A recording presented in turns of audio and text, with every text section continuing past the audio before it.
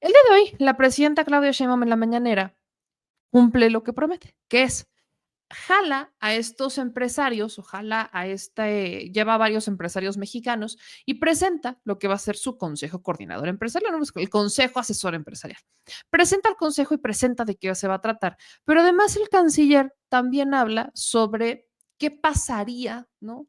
Suponiendo que Trump cumpliera esa promesa de la imposición del 25% de aranceles, pues va y dice qué es lo que pasaría. Quiero empezar con ese resumen porque de aquí parten varias cosas. La primera que parte a raíz de esto es que el presidente electo Trump y la presidenta de México, Claudia Sheinbaum, tienen una llamada. De esa llamada, Trump da una versión y la presidenta da otra. Así que por eso es importante ver un poco el contexto que quizás ya vieron en otros espacios, pero es importante acentuar un par de detallitos dentro de estos contextos para llegar al punto más reciente, que es a la presidenta de México desmintiendo al presidente electo de Estados Unidos. Así que vamos primero con este resumen de ¿qué pasaría suponiendo esta imposición de aranceles con la que amenaza Trump? Esto es un poco el resumen del qué pasaría.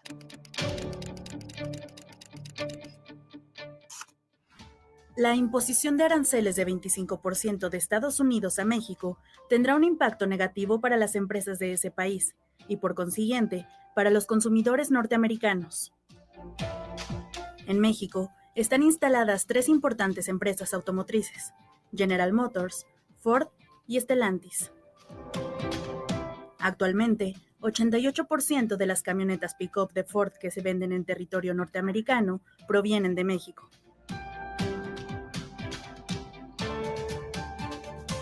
La propuesta del presidente electo Donald Trump de un nuevo impuesto a productos fabricados aquí implicaría que su costo aumentara a $3,000, equivalente a unos 60,000 pesos, siendo el consumidor final en Estados Unidos quien resulte más afectado. Además que con los aranceles, las armadoras pagarían el doble de impuestos sobre las utilidades. Hoy cubren un impuesto de 21% sobre el producto, al que se sumaría 25% adicional por el arancel. Se estima que este gravamen provocaría la pérdida de 400,000 empleos en estas empresas únicamente en Estados Unidos. Por eso decimos, es un tiro en el pie.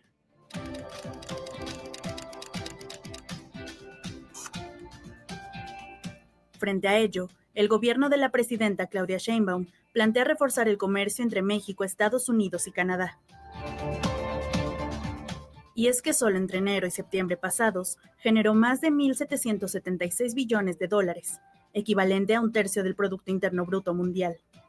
De sumar estos esfuerzos económicos y comerciales, la región de Norteamérica se fortalecerá para competir con otras regiones, sobre todo la asiática, ya que solo en la última década, China ha aportado 35% del Producto Interno Bruto mundial.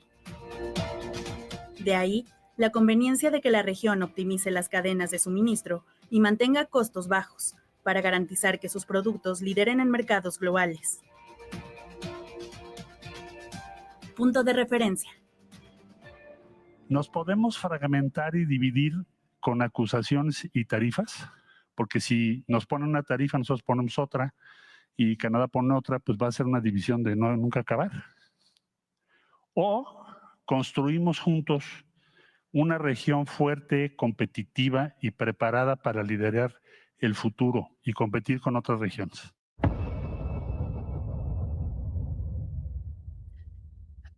Ahí está parte de la propuesta que se lanza desde Cancillería con Marcelo Ebrard. Quiero rescatar todavía un poquito de lo que dice Marcelo al finalizar esto, porque habla sobre la oportunidad histórica que tiene México, que en el programa de ayer lo vimos un poco, lo platicaba un poco Eddie Small. México tiene hoy una tiene hoy un escenario completamente distinto al que tenía hace 6 años, ¿no? Al inicio de la administración de Andrés Manuel López Obrador. Hoy México está aprovechando territorialmente, sobre todo el proyecto de la presidenta es hacer todavía esta diversificación. Se acordarán de estos polos de desarrollo, estos polos que la presidenta presenta para hacer la reubicación del nearshoring, que es posible la relocalización de las industrias dependiendo la zona para reducir los costos y maximizar las utilidades. Entonces, si la presidenta ya de por sí tiene en la mira y México es potencia nearshoring, porque lo que hasta este momento estamos aprovechando es solamente el inicio, es el arranque de lo que México representa para el nearshoring, como esta geolocalización, la relocalización y el lugar estratégico en el que está México. Obviamente se han aprovechado y se han modificado varias condiciones. Ahí entran el factor de también las obras estratégicas, las carreteras, las modificaciones, por ejemplo, en la aduana de Manzanillo, lo de el Istmo de Tehuantepec. También entran todos estos proyectos porque obviamente son los que te dan el impulso para el nearshoring. El propio Tren Maya, ¿no? Las condiciones que hoy generan esas obras estratégicas que además tanto se quejaron, esas obras son importantes para la promoción del nearshoring, son importantes para este atractivo. Entonces, ¿qué es lo que hace México en la conferencia de la presidenta? No atacan a Trump, no lo atacan. La presidenta fue tajante, la presidenta fue firme en la carta que le da o que mandan el día de ayer. Y hoy la presidenta lo que hace es dato mata relato. Eso es lo que hizo. ¿Con qué datos? Datos duros, cómo estamos en migración, datos duros, cuál sería el escenario para ti, para mí. O sea, lo que hace la presidenta es poner poner en la agenda pública nacional e internacional las consecuencias de lo que podría en lo que podría terminar esta guerra comercial, si es que nos aventuramos en ella. ¿Por qué? Porque si Estados Unidos lo hace, México está obligado a responder, no nos podemos quedar de brazos cruzados. Y no solamente afectaríamos a empresas estadounidenses o empresas mexicanas, estamos afectando, en el caso automotriz, a empresas alemanas, etcétera. Entonces, lo que hacen es primero hacer esta explicación y además es la propuesta. Insisto, dato mata relato. Aquí voy con la otra parte de lo que presenta el propio Marcelo Ebrard. Explicarle a los ciudadanas y ciudadanos de los Estados Unidos que nos hacen favor de seguirnos que el impacto de esta medida principal es en contra del consumidor en Estados Unidos y de las empresas de Estados Unidos, las 3 más grandes empresas de la industria automotriz norteamericana. Por eso decimos, es un tiro en el pie. La que sigue, por favor. Ahora, nuestra visión, lo que nos ha pedido trabajar la presidenta Sheinbaum. Bueno, el comercio en la región, o sea, ¿qué le vamos a plantear a la nueva administración? ¿Hacia dónde vamos a trabajar? ¿Qué nos pidió la presidenta? El comercio intrarregional entre México, Estados Unidos y Canadá, de enero a septiembre de este año, es de $1,776.5 billones. Más o menos, para darnos una idea, es 1/3 del Producto Interno Bruto Mundial lo que genera nuestra región. Entonces, en la mesa hay como 2 alternativas. ¿Nos podemos fragmentar y dividir con acusaciones y tarifas? Podemos hacer eso, si queremos, porque si nos ponen una tarifa, nosotros ponemos otra, y Canadá pone otra, pues va a ser una división de nunca acabar. O construimos juntos una región fuerte, competitiva y preparada para liderar el futuro y competir con otras regiones. México, por supuesto, y nos pidió ya la presidenta que trabajemos eso, y vamos a trabajar con todos ustedes, es crear una región más fuerte y no un conflicto y una división. La que sigue, por favor. Entonces, ¿qué es la propuesta que México va a preparar para esto? Bueno, primero, tener estabilidad regional. Hay que cooperar en seguridad, en migración, en gobernanza, en muchos temas. Estabilidad regional. Segundo, prosperidad compartida. Esto nos ha subrayado la presidenta Claudia Sheinbaum, que debe ser el objetivo de los 3 países, lograr esto. Todo lo que vaya contra la prosperidad compartida no funciona.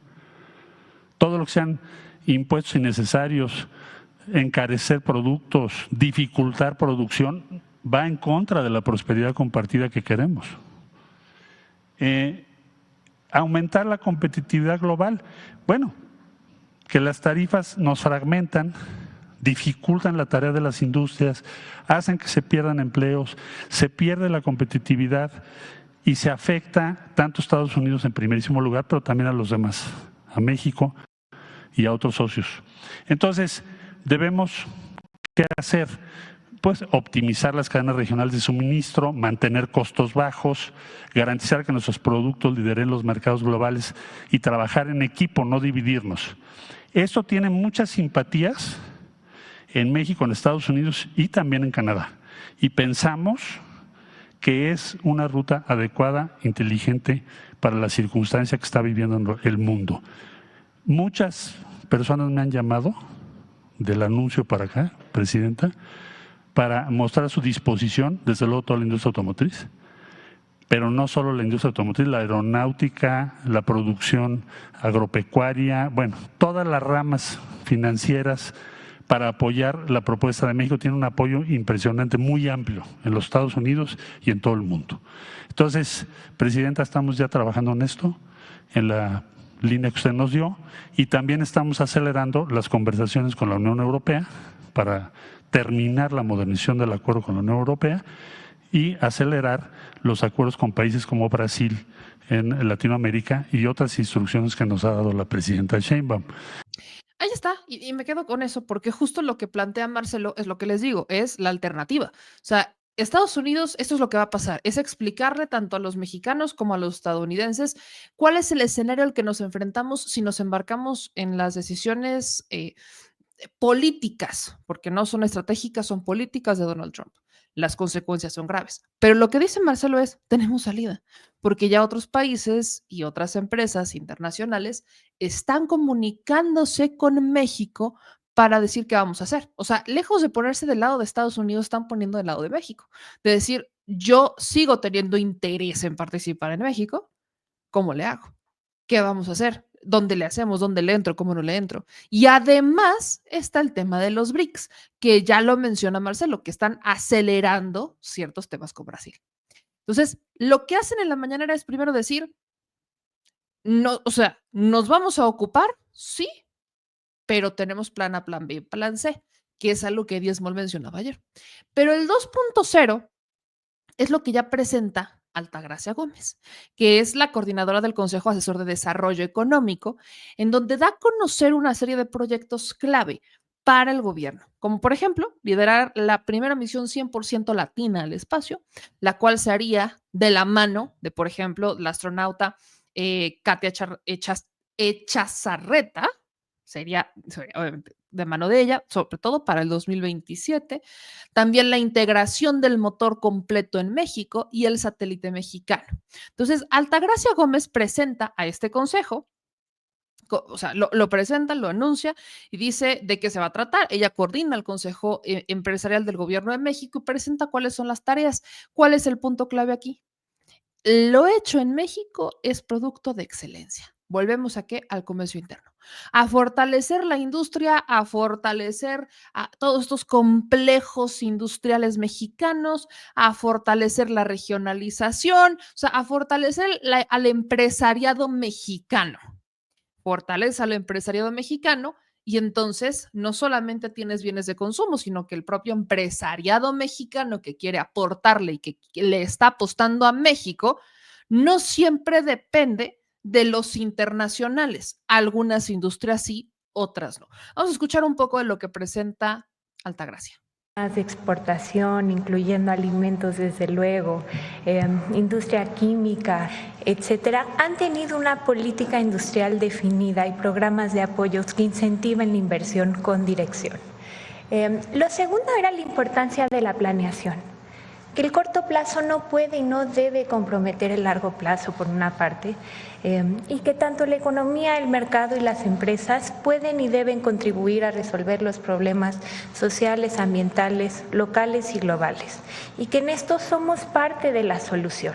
Y en ese sentido era importante hacer una planeación sobre nuestros recursos naturales, sobre temas sociales, y que esta planeación debía tener en cuenta vocaciones regionales. Y lo tercero era la convicción, y es la convicción, sigue siendo, que es el momento de México en el mundo y el momento de las mujeres en México. Y en ese sentido, la relocalización de empresas, el nearshoring, como le queramos llamar, Es una gran oportunidad en México para romper con el ciclo de bajo crecimiento, pero también de reproducción de desigualdades, que históricamente ha sido un gran reto y es ahora una enorme oportunidad para el país. Y en ese sentido se planteó la Estrategia Nacional de Relocalización y el Plan México. Y si bien es cierto que desde este año que hemos estado pues escuchándolos a todos ustedes, trabajando con más de 120 cámaras, asociaciones, en fin, empresas tractoras, OEMs, salió una crítica que además agradecemos muchísimo, las críticas nos enriquecen, edifican, en fin, en que quizás estábamos volteando a ver con algún tema de elevar contenidos locales y regionales o de sustituir algunas importaciones con países donde no se tienen tratados de libre comercio y o trato recíproco, que estábamos volteando a ver a los 70 o algunas décadas atrás. Y quizá fue la forma simplista en que se explicó, quizá no supimos decirlo bien, pero la realidad es que estamos viendo algunas décadas hacia adelante. Estamos viendo a esta década que viene, estamos viendo al 2026 y estamos viendo a décadas hacia adelante, donde vemos que si hay una visión integral del país, no solo del gobierno, del país, que conforme academia, empresas y gobierno y se trabaje junto hacia esa visión, y donde estén alineadas las políticas públicas, los sectores prioritarios y la infraestructura estratégica, es una gran oportunidad.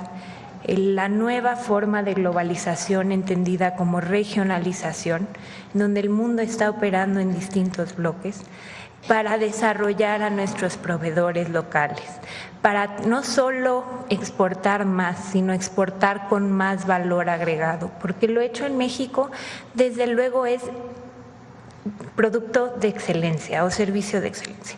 Habiendo dicho eso, el Consejo tiene dos tareas fundamentales: aterrizar la Estrategia Nacional de Relocalización y que se concreten inversiones privadas.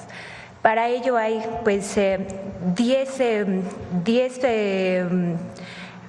propuestas que se estarán haciendo en temas de política industrial. La primera tiene que ver con el planteamiento de proyectos, esquemas de inversión mixta y cómo fortalecemos los corredores industriales y los polos de desarrollo, los polos de bienestar. La segunda y la tercera tienen que ver con el desarrollo de proveeduría local y regional, con lo que nosotros llamamos nuestro plan C para pymes, cómo las capacitamos, cómo les damos crédito y cómo les damos acceso a canales de comercialización directa. Y desde luego, cómo visibilizamos y mejoramos prácticas de sostenibilidad.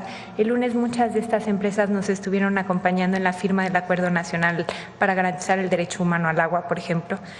Cómo incrementamos montos de inversión y cómo incrementamos montos de exportación. Hay que duplicar programas de educación dual, carreras técnicas y certificaciones, reduciendo la brecha entre la educación media superior, la educación superior y el oficio, profesión o negocios de los sueños de nuestros jóvenes. Incrementar el registro de patentes.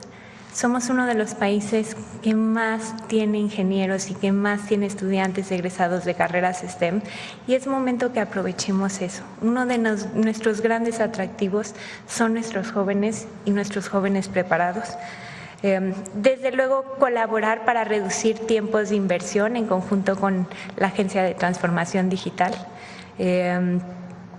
Potenciar programas de banca de desarrollo, que Banca de Desarrollo, Secretaría de Hacienda, será un gran aliado para el desarrollo de proveedores. El análisis y la sugerencia de aranceles, porque la política comercial debe de ir acompañada de la política fiscal, donde, como sabes, tenemos 3 decretos fiscales, el de nearshoring, el del corredor transísmico y el de la frontera sur, y debemos de trabajar en conjunto en esta visión de largo plazo para México. Y la última es ser instancia entre la Administración Pública Federal y, desde luego, todas las empresas. El Consejo se integra, adelante por favor, el Consejo se integra por 15 empresarias y empresarios, son 8 mujeres y 7 hombres, y ahorita les explicaré quiénes son.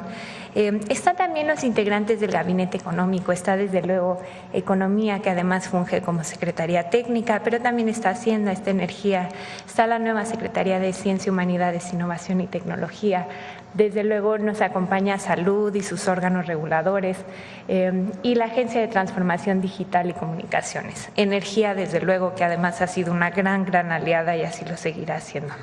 También tenemos representantes de 4 cámaras y asociaciones, el Consejo Coordinador Empresarial, que a su vez pues aglutina a los organismos empresariales en México, al American Chamber of Commerce en México, que también hoy tenemos por aquí a su representante, al Consejo de Empresas Globales y a la Asociación de Bancos de México. El Consejo también tendrá miembros especiales para el caso de tratar problemáticas y propuestas de temas de sus competencias, y desde luego ahí están agricultura, turismo, en fin, Marina para el caso de corredor transísmico. Y desde luego es muy importante, y así se dijo desde un principio, estarán presentes 5 instituciones académicas importantes en el país: la UNAM, el Politécnico, la UDG, que ahora tiene nueva rectora, el sistema de tecnológicos y desde luego el TEC, que es pues la universidad privada más grande en México y con quienes además hemos trabajado mucho. ¿Cuál es la forma de operar? Pues estaremos con reuniones trimestrales encabezadas por la presidenta y la idea es que también haya una junta de coordinación para cuando no esté operando el pleno. Y en la junta de coordinación hay un representante de la oficina de la presidenta, el maestro Lázaro Cárdenas, habrá un representante de Economía, un representante del CCE y desde luego yo. Y tenemos 7 formas de trabajo en donde estaremos dando seguimiento puntuales a los acuerdos que se tomen en estas reuniones de pleno. 1, desde luego, reuniones con presidencia; 2, con la oficina de presidencia; 3, a nivel secretarías; 4, reuniones de seguimiento con los 15 empresarios que tenemos dentro del Consejo para tratar temáticas regionales y sectoriales, porque todos ellos representan un corredor industrial, una región en el país o un sector prioritario, uno o más sectores prioritarios dentro del país. Y luego se me ha dado pues la enorme confianza y responsabilidad de tener un asiento como invitada en los consejos de banca de desarrollo para que se pueda precisamente impulsar el desarrollo de proveeduría local, y en algunas de las empresas estatales o con participación estatal, pues para que podamos armar estos grandes planes de inversiones como en el transísmico, como para detonar el turismo extranjero en el Tren Maya, etcétera, etcétera. También estaremos participando en los consejos, comités que aparecen en la legislación vigente a título de invitada, y desde luego estaremos en el cuarto de junto para la revisión del TEMEC. Son importantes porque en estas cosas necesitamos tener una postura del país, necesitamos estar unidos, empresa, gobierno, academia, y desde luego hay muchos beneficios si lo logramos hacer, y lo vamos a lograr muy bien. Pues ahí está un poco lo que explica Altagracia, que es la que preside este consejo, y hablemos un poquito de quiénes son los empresarios que están ahí, porque no es menor, no es menor los empresarios que están, que integran este consejo. Miren, aquí está la gráfica, porque además están justamente ubicados de manera estratégica. Si estamos hablando de la regionalización, que es el nearshoring, va de la mano de eso. Estamos hablando que también los empresarios están divididos en México. Por ejemplo, tienes a Gina Díaz Barroso, que está en la Ciudad de México; Blanca Treviño de Nuevo León; Guadalupe de la Vega en Chihuahua; María Elena Gallego en Sonora; Concepción Miranda en Aguascalientes; Eduardo Tricio en Coahuila; José Chapur en Yucatán; Armando Garza Sada, Nuevo León; Ana María Macías en Veracruz; Tamara Caballero en Ciudad de México; Rodrigo Herrera en Ciudad de México; Antonio del Valle en Ciudad de México; Raúl Gutiérrez en Nuevo León; Juan Domingo Beckham en Jalisco y Altagracia Gómez Sierra en Jalisco. ¿Quiénes son cada uno de ellos? Gina Díaz Barroso es presidenta y directora general de Diarc Holding y fundadora de la Universidad Centro. Miriam Guadalupe de la Vega, presidenta y directora de Almacenes Distribuidores de la Frontera. Es consejera de empresas como Fresnillo, PSL, Holding de Empresas Peñoles, Citibanamex y consejera regional del Banco de México. Blanca Treviño de la Vega es especialista en tecnología mexicana, directora ejecutiva de Softec, empresa mexicana de tecnologías de información, proveedor independiente de servicios de tecnologías de información, la más grande de Latinoamérica. Xochitl Gálvez seguramente se está retorciendo después de escuchar eso. María Elena Gallego, presidenta y directora general del grupo Collectron International Management Inc., ha impulsado el establecimiento de más de 300 empresas en México en la industria de electrónica, aeroespacial, automotriz, energía renovable, procesadores de datos, metal processing, dispositivos médicos, entre otros giros, generando más de 500,000 empleos directos. Las importaciones, la exportación e importación de su grupo suman más de 91,000 embarques anuales. Además, es integrante del Comité de Promoción de la Comisión Sonora Estados Unidos, Comisión Arizona México. Concepción Miranda, empresaria de origen de Aguascalientes, hidrocálida, directora general de Miraplastic, que se ha consolidado como una de las líderes en la industria del plástico a nivel internacional. Tamara Caballero, la primera mujer en la historia de la institución en ser CEO de Multiva y es la única mujer directora general de un banco en México, con 35 años de empresa. Trabajó también en los consejos directivos de Infonacot, AMEFAC y Banco Interacciones. Ana María Macías, empresaria, destacada ingeniera, experta en el análisis de riesgo, con más de 25 años de experiencia en el sector de hidrocarburos. Dirige Maja Consulting Group SADCB. Rodrigo Herrera Aspra, quizás es uno de los más conocidos porque es uno de los famosos tiburones de Shark Tank, pero él es fundador de Genoma Lab, una de las principales compañías farmacéuticas de México. Bajo su liderazgo, pues la compañía logró una expansión global, contando con más de 50 marcas y operaciones en 20 países. Es el primer laboratorio mexicano que cotiza como empresa pública en la Bolsa Mexicana de Valores, o al menos el primero, ya hoy hay más, pero es la primera que lo hace. Y su empresa ha desarrollado patentes en colaboración con científicos mexicanos, siempre impulsando la innovación y el desarrollo científico nacional. Además, tiene una visión social. Él también impulsa la iniciativa de Acapulco Brilla, que ha reunido a más de 100 líderes con el objetivo de transformar Acapulco, promoviendo el desarrollo sostenible y el bienestar de sus habitantes. Antonio del Valle, desde 2013 es presidente del Consejo de Administración de Caluz, una compañía controladora de Orbia S.A.B. y Grupo Financiero B por Más S.A.D.C.B. Su empresa Netafim trabaja con productores, compañías, gobiernos y asociaciones de ayuda alrededor del mundo para transformar la agricultura en una actividad rentable y sustentable. José Chapur, presidente de Tapalas Company, es uno de los empresarios turísticos más grandes que tenemos en México. En realidad, él cuenta con operaciones no solamente en México, sino en el Caribe, en Jamaica particularmente, también en Italia, Londres y Maldivas. Genera más de 15,000 empleos solamente en la península de Yucatán. Desde 1990 revolucionó el concepto de todo incluido. Gracias a él es que se revoluciona el concepto de todo incluido en el Caribe mexicano. Eduardo Tricio Aro, presidente del Consejo de Administración del Grupo Lala y presidente del Consejo del Grupo Industrial Nuplen. Ha sido presidente del Consejo de Aeroméxico y actualmente preside su comisión ejecutiva. Como presidente de la red de escuelas SER, está enfocado en una red de escuelas pioneras que transformen el sistema de educación pública. Además, es miembro del Consejo de Grupo Televisa, Grupo Financiero Banamex, Orbia y Aura Solar. Raúl Gutiérrez Muguerza, presidente del Consejo de Administración de Grupo de Acero, empresa 100% siderúrgica mexicana. De Acero es una de las empresas más importantes en la producción, comercialización y distribución de alambres y aceros de los tubulares en el mundo. Cuenta con 20 plantas y 30 centros de distribución en México. Juan Domingo Beckham es director, el CEO de José Cuervo, esta tequilera, la tequilera más grande y antigua del mundo, que juega un papel bastante importante en la creación, protección y promoción del tequila. Genera más de 10,200 empleos directos y casi 8,000 en el campo. Está también Armando Garza Sada. Armando fue presidente del Consejo Alfa.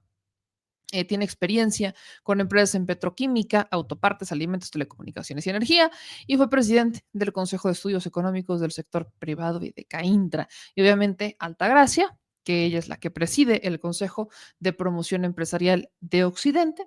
El conglomerado es propietario de Minsa, la segunda productora de harina de maíz en el mundo. Almer el almacén general de depósito más grande de México, DINA, la única marca nacional de autobuses urbanos y suburbanos, AP Solutions, 3 empresas de plástico termoformado para automotriz, Tier 1, Tier 2 y Siembra Capitales, por mencionar solamente alguno de sus empresas, y ha sido galardonada 3 veces con el Premio Nacional Agroalimentario. Nada más para que nos demos más o menos de quiénes son estos empresarios. Importante, porque estos empresarios podemos cuestionar algunos, o podemos no cuestionar algunos, pero, y quiero ser enfática en esta parte, el problema no es que los empresarios participen. Por supuesto que siempre es importante la unión entre gobierno y empresa, pero aquí no estamos discutiendo eso.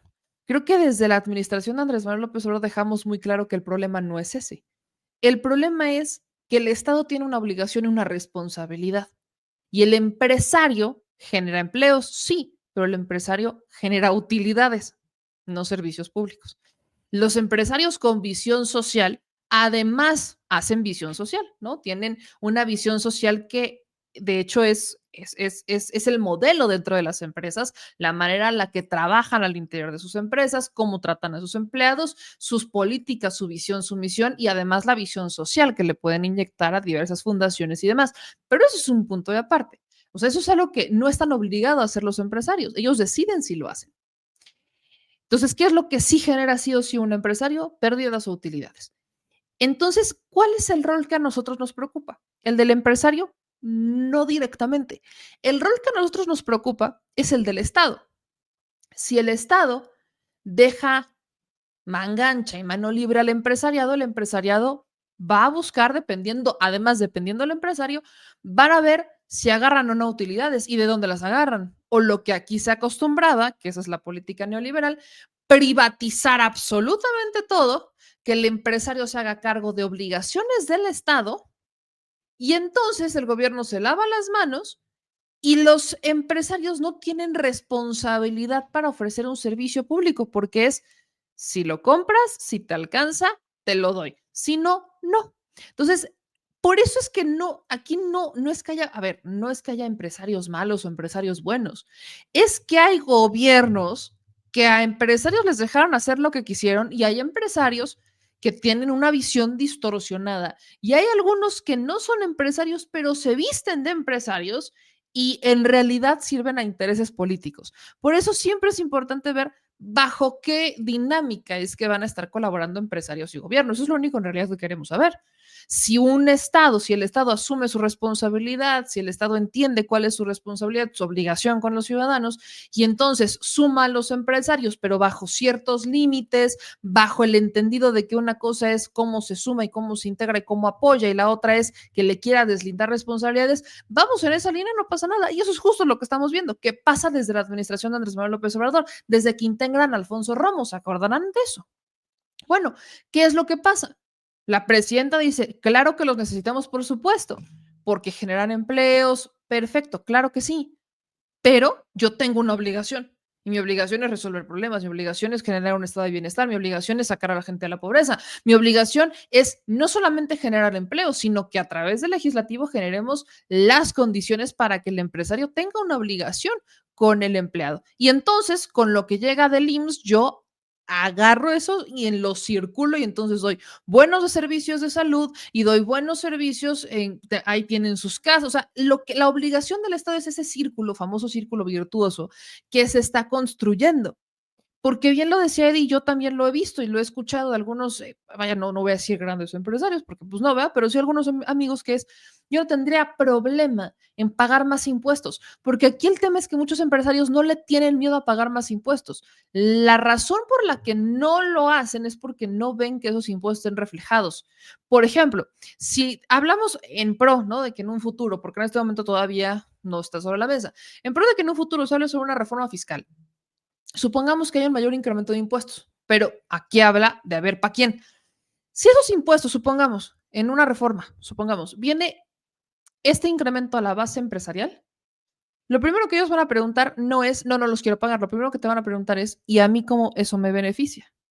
Porque Si el que ellos paguen más impuestos significa que va a haber mayor seguridad en las carreteras para que ellos transporten sus productos y ya no tengan que pagar seguridad privada alterna, lo van a pagar sin tema, ¿eh? Y estoy hablando solamente del aspecto empresarial. Si ellos, que es a donde tendría que ir el incremento, porque el incremento de impuestos no tiene que ir al de abajo, ahí sí no, o sea, y esa es la visión que hay que entender. Cuando hablamos de impuestos, el de abajo no tiene por qué pagar más, no tiene por qué hacerlo, sino que necesita mayor liquidez, tener un tabulador distinto para que pueda emprender y no se quede sin dinero, que tenga de verdad la oportunidad de hacerlo y de contribuir a un estado donde tengas servicios que básicos son educación, salud y vivienda.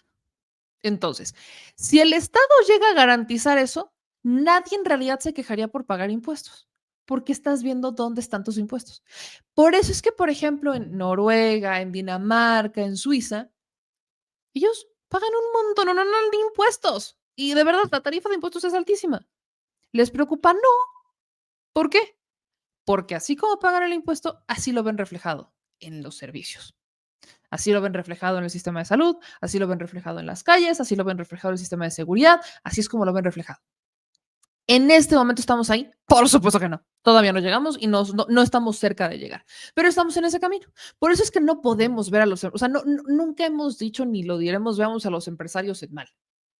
¿Qué es de lo que nos quejamos? De que el Estado no asuma su responsabilidad. Porque entonces luego tenemos empresarios tacaños y deudores como Salinas Pliego, que ahora ya habla de privatizar Grupo Electra, que ya no puede ser una empresa con visión pública, porque no existen condiciones y entonces se tienen que privatizar. Ok, dice Salinas Pliego que quiere super ultra privatizar Electra. Se quiere pasar a fregar todavía a los que ya de por sí se friega con sus pagos Electra. Pero bueno, ese tipo de personas como Salinas Pliego, por supuesto que las criticamos, pero ¿por qué llegamos a ese punto? Porque hubo un Estado que se deslindó de su obligación y le dejó de cobrar impuestos a Salinas Pliego, que le perdonó, que le condonó, que le permitió. Hubo un Estado que no puso un límite. Entonces aquí es como en toda sana relación, los límites no solo son necesarios, no solo son sanos, son necesarios. Si el Estado no existe, el empresariado va a hacer lo que se le pegue la regalada gana y dependes meramente de quién es la persona. Y luego te enfrentas a personajes como Salinas Pliego y bueno, Dios nos libre. Entonces, por eso es que hago esta aclaración, esta explicación, porque hoy sale este empresariado a decir, yo respaldo ese tipo de políticas y le vamos a meter, ahora sí que le vamos a meter galleta a la regionalización y le vamos a meter galleta a lo que está pasando en México y vamos a fortalecer el comercio interno y vamos a fortalecer este mecanismo de globalización donde tenemos salidas a otros lados, pero sin dejar de decir lo hecho en México es bien hecho, es producto de excelencia. Es regresar a ese consumo interno, es regresar a esa producción interna de lo que se hace aquí es bien hecho, porque además con eso compites con China también, porque ahí viene la temática de China. ¿Cómo le haces? Necesitas una mano de obra más productiva, necesitas más mano de obra, necesitas más empresa, necesitas meter más, necesitas generar más empleos y compites todavía más con la mano de obra china, que aunque estemos hablando de mano de obra, en cuanto a calidad de productos, no hay comparación. No hay comparación, el producto mexicano es mucho mejor.